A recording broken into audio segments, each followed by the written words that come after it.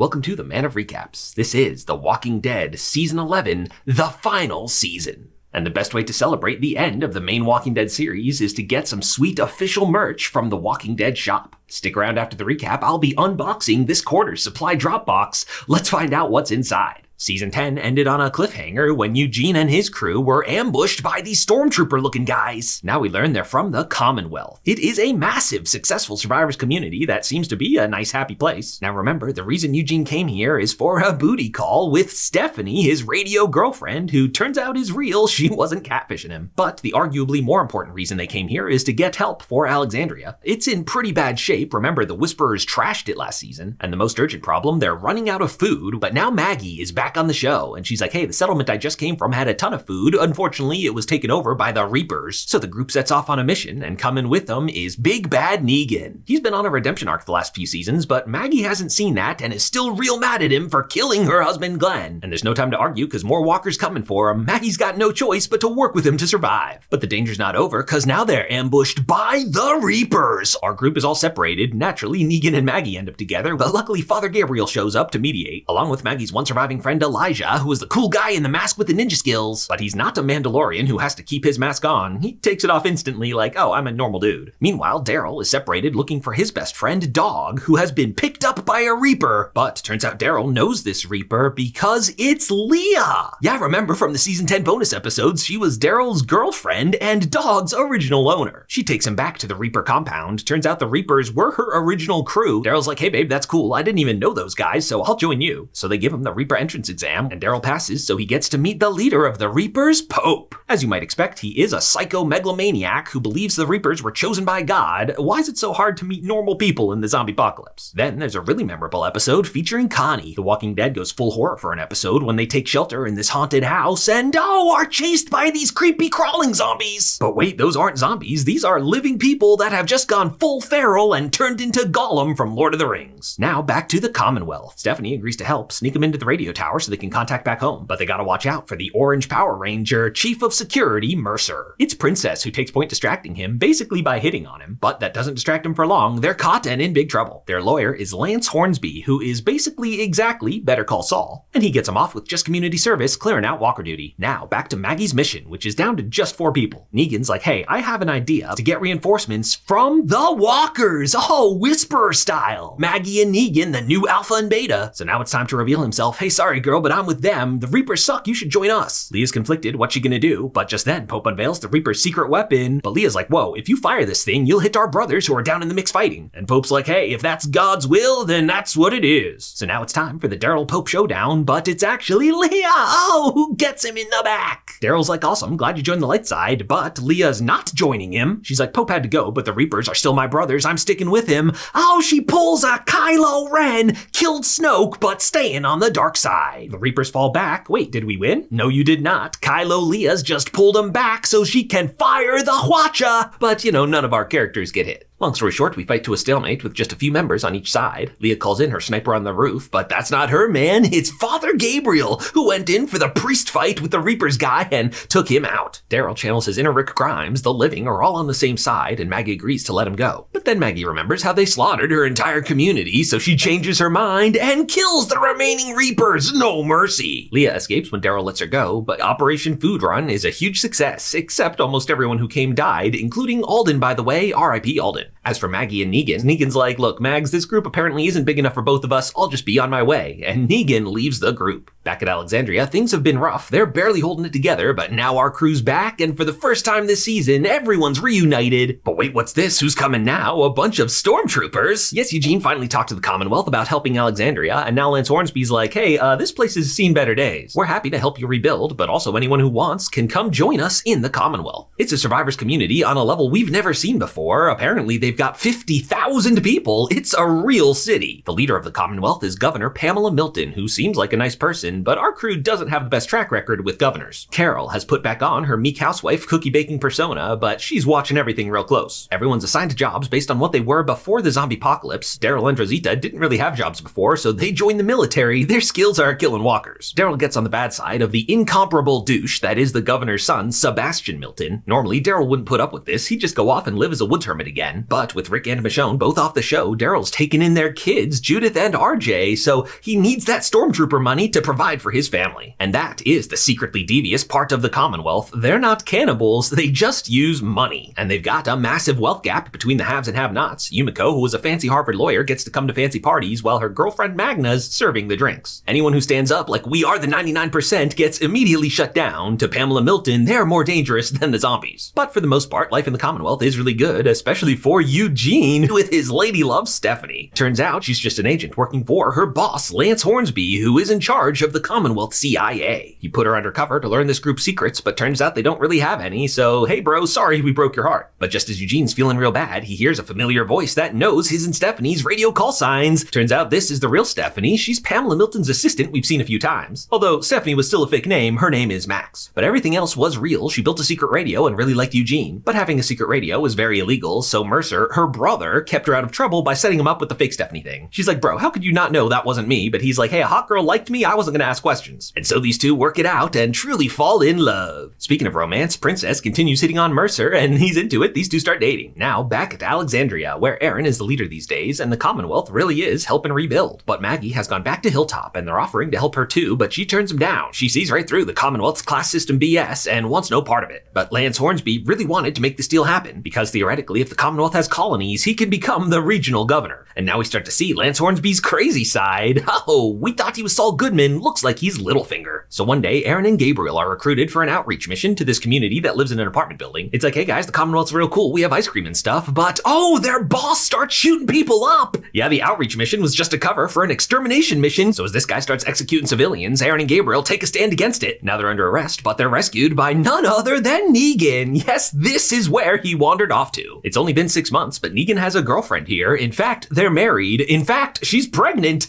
My man Negan moves quick. Long story short, he gets a message to Maggie, so she comes to join the apartment resistance. But her son Herschel stowed away, and now he's captured by the Commonwealth, so Uncle Negan's gotta bust down there to save him. Now, I call him Uncle Negan these days, but you gotta remember, he was a monster who brutally murdered Herschel's father. But he finally shows some real remorse, like, hey kid, I'm not that guy anymore, so they put this beef on hold. So working together, our gang takes these Commonwealth soldiers out, and this guy Carlson ends up eaten by the people he pushed off the building. Back at the Commonwealth, Daryl's playing nice with Sebastian Milton, so one day he takes him out for an off-the-books mission. He wants them to break into this zombie-infested house where his friend used to live, and he knows his dad had a bunch of cash in the safe. Yeah, remember, the Commonwealth uses American currency, so cash is still king. But turns out they're not the first people Sebastian sent. He sent a bunch of random civilians who are deep in debt and desperate, and that goes beyond off-the-books mission for Commonwealth soldiers. He's fully just sending poor people to their deaths. Mercer followed him here. They explain the situation. He doesn't confront Sebastian and start a whole thing, but he's now disillusioned with Commonwealth leadership. But the rest of our crew is ready to expose it, along with reporters Connie and Kelly, who have already been working to expose Commonwealth corruption. What they need is some hard evidence, and Eugene knows someone who can help. His girlfriend Max, Pamela Milton's assistant, who has also become disillusioned, realized Pamela Milton only cares about money. And Max steals some files that's enough to print an expose, and the start of the Commonwealth Revolution has started. But meanwhile, Lance Hornsby goes in person to find out what happened at the apartment, where Aaron and Gabriel play it cool with the cover story. He knows they're lying though, and suspects that Maggie at the Hilltop was involved, and so this is where we get the standoff, Maggie versus Stormtrooper Daryl. But when tensions get high, Daryl proves he's on Maggie's side, and Lance is like, whoa, I don't want to fight, we'll leave you in peace. But on the way back, it becomes apparent that our crew's been marked for death, so it turns into an epic shootout. So Maggie takes the fight to the Commonwealth soldiers, but she's ambushed and captured by Reaper Leah. Yes, Lance Hornsby found her hanging around, like, hey, wait, you want Maggie dead? I want Maggie dead. Let's work together. And so it's the final Maggie-Leah fight. In the end, Leah has the upper hand, but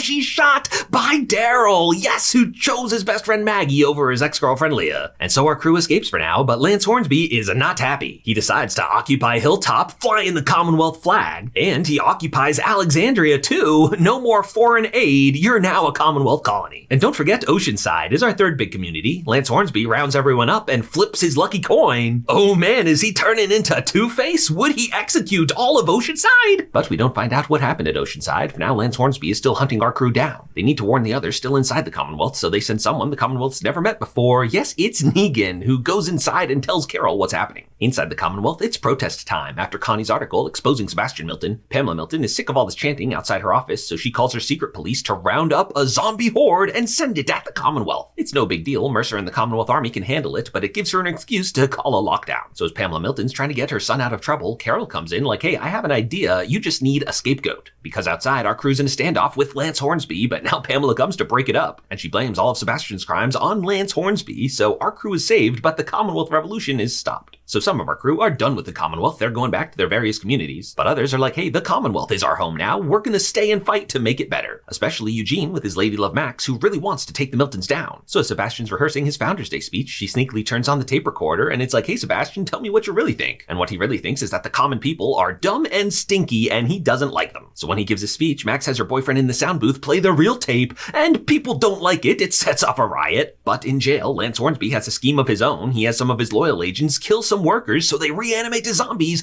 Oh, and now in the chaos, zombies eating everyone. Sebastian gets Max and pushes her into one, but Eugene comes in with the tackle and zombie into Sebastian Milton, and absolutely don't feel bad for him. He is the worst. But now, with her son dead, Pamela Milton cracks. It's like, no more Mrs. Nice Governor. She's gonna come down hard on Eugene for murder, and Mercer's going along with it to protect his sister Max. It's like, look, we gotta blame it all on him so you can live. She's like, no way, bro, it's time to stand up for what's right and fight Pamela Milton, but Mercer's not ready yet. Then Pamela sends her secret police to kidnap our crew. It's only Daryl and Carol who escape and have to rescue their friends. So they make a deal with Lance Hornsby, who's like, yeah, I know where your friends probably are, just get me out of here. They've probably been sent to Pamela's secret forced labor camp. It's just down this way a bit, follow the train tracks. But it's like, well, if we could follow the train tracks, we don't need you to lead us there. And Lance Hornsby realizes he's made a huge mistake, goes to grab the gun, but Carol shoots him arrow in the neck, and that's where Lance Hornsby's journey comes to an end. And so our crew's at the labor camp where they've been working on the railroad all the livelong day. And turns out this new labor camp is at Alexandria. So planning an escape is two unlikely allies, Negan and King Ezekiel. But right now, Negan's only priority is his pregnant wife. So when the warden's like, hey, you turn in who's plotting, I'll give her better conditions,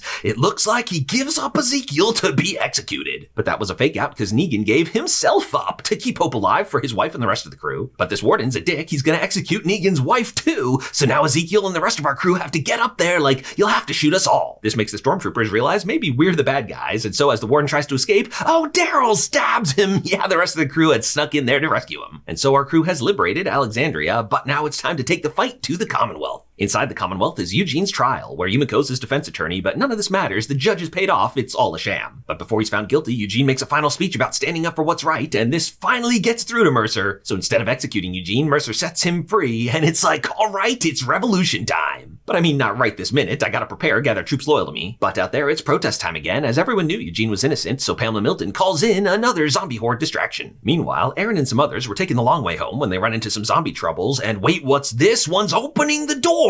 Oh snap, it looks like we got some whisperers here, so Aaron pulls off the mask, but it's not a mask, it was a real zombie, and we're finally doing the zombies getting smarter thing. Then they run into Luke, who's been at Oceanside with his girlfriend Jules, and fills him in that the Commonwealth are the bad guys again. So to hide from the stormtroopers, our group's walking with the dead, and they end up in this horde headed back to the Commonwealth. They try to take shelter in this RV, but Elijah gets swept away, so Lydia grabs him. These two have a little romance going, but as a former whisperer, she should know better, cause now a zombie bites her arm. Luckily, she's in here with Aaron, the one-armed expert, and it's like, sorry girl, this is gonna hurt, but Lydia's amputated. So the train group's talking to Mercer, he's gonna sneak him in, but now the zombie horde is coming, he's gotta go defend it. It's like, well, I'll call off some guards from the back gate, you can get in that way. But now Pamela Milton realizes Mercer's betraying her, so she has him arrested. And when our group sneaks in the train station, it's a trap! Pow, pow, pow! Pamela Milton herself grabs a gun, goes to shoot Maggie, but little Judith Grimes knocks her out of the way, and Judith is shot! But with all the stormtroopers fighting our crew, there's no one dealing with the zombie horde. It's no big deal though. I mean, what are they gonna do? Climb the walls? But yeah, they don't know about these new variants. That's exactly what they do. And the zombie horde is swarming the Commonwealth. And this is very bad. They try to make a plan to save as much of the city as possible, but Pamela Milton pulls an attack on Titan. She's like, no, forget all that. All troops guarding the rich people's neighborhood. Let the poor get eaten. And so our crew's running for safety, but they find themselves on the wrong side of the barricade, and oh no, they're fighting for their lives. Luke's girlfriend Jules gets eaten, and Luke gets bit. They get him to the hospital and cut off his leg, but it was too late, and R.I.P. Luke. Elsewhere, Rosita's searching for her baby Coco, goes into beast mode, and yeah, saves her. But now her group is swarmed, they're climbing the pipes, but Rosita, no, falls! But she's back up. That was a close one, but Rosita's a boss. So now all of our crew meet up together, they break Mercer out of prison, and he's got friends who get him in the back gate. They go to Yumiko's brother's doctor house and finally operates on Judith Grimes. Mercer's like, hey guys, the Commonwealth isn't your problem. You can all go home. But it's like, no man, the Commonwealth is our home now. We're ready to stay and fight. So it's time for the final showdown. Mercer's like, Pamela Milton, you've been bad, you're relieved of duty. But she still has all these loyal troops, it almost turns into a big fight. But it's Daryl Dixon who channels his inner Rick Grimes. Hey, the living shouldn't be fighting each other, the dead are our enemy, we ain't the walking dead. And so the troopers stand down, they let the people in the gates, and Pamela Milton is under arrest. Now we still have to deal with the massive zombie horde, but working with the Commonwealth military, our crew has a plan. Fill the governor's mansion with a ton of gasoline, pour it all down the sewers, lure the zombies in, then boom! Oh! Epic explosion! All the zombies are incinerated. And so the day is saved. All our crew's having a happy dinner party. Miraculously, all the main characters survived. Except, actually, Rosita's looking sad. Turns out she was bit when she fell, and now it's a tearful farewell. R.I.P. Rosita. And Negan, by the way, is not at the dinner party. It still would be weird. But earlier, he had a real heart-to-heart with Maggie, and he's been dancing around it all season, but never actually said the words, I'm so sorry. Maggie's like, hey, thanks for saying sorry. I accept you now as part of the group and that you feel remorse and we even kind of get along. But man, every time I look at you, I still see you with that bat killing my husband Glenn. We're just never gonna be friends. And so Negan accepts that redemption is not something you get. It's something you spend the rest of your life working towards. So it's time to wrap things up as we check in 1 year later. The Commonwealth has now reached its potential as a truly good, happy place with King Ezekiel elected new Governor Ezekiel. Alexandria is also thriving, but it's not a happily ever after. Maggie's like, look, we're doing great right now. It's our duty to go out there and help the rest of the world. And so Daryl says his farewells. It's like, look kids, your parents Rick and Michonne are still out there somewhere. I gotta go find them. And indeed, somewhere out there, Rick and Michonne are still alive. But it's not just a voiceover cameo, because Rick Grimes is here. He showed up for the finale. He seems to be out on a wild adventure, wearing the jacket with the 3-ring logo of the helicopters that took him away. In fact, he's escaped them because now they've caught up to him. He's got to throw his supplies on this boat, which is where Michonne later finds the phone with the picture on it. And indeed, Michonne is back for the finale too, wearing a bomb-ass new outfit, riding a horse, hunting for Rick. And so as the helicopter's recapturing him, Rick Grimes is smiling because he knows he's gonna make it back to his family. He and Michonne and all the survivors say their famous line to each other, "We are the ones who live." And the show ends with the kids, Judith and Rick Jr., who are happy and safe at the Commonwealth. The Walking Dead began with the collapse of civilization and a return to primal savagery. But now our group has come out of the zombie apocalypse on the other side with a return to civilization, and working together we can build a bright future. And that's where The Walking Dead comes to an end. Except it's not really ending at all because we've got a bunch of announced spin-off shows. Maggie and Negan team up once again in New York, their show Dead City. And Daryl Dixon is heading to France, which we know from The World Beyond is maybe where the zombie apocalypse started, so watch out for that. And of course, Rick Grimes and Michonne are confirmed coming back for their own series, which will finally explore this mysterious Civic Republic and open a whole new chapter in the Walking Dead universe. So there you have it. The Walking Dead main series has come to an end, but it's time to celebrate with some sweet official merch from the Walking Dead Shop. I've got this quarter's subscription supply drop box. Let's see what's inside. We're starting off the winter box with a Walking Dead scarf. Oh, this is awesome. It's got some iconic Walking Dead logos on there.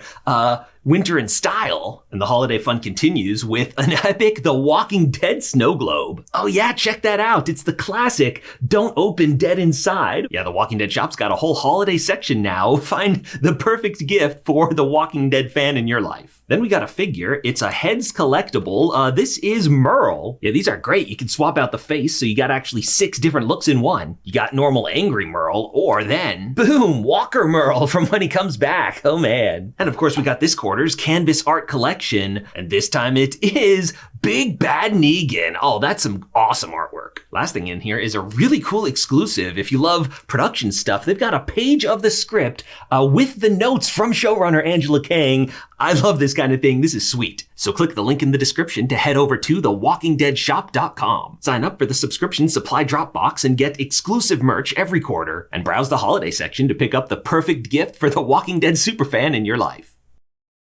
If you liked this recap, hit that subscribe button for more of the best recaps of TV and movies.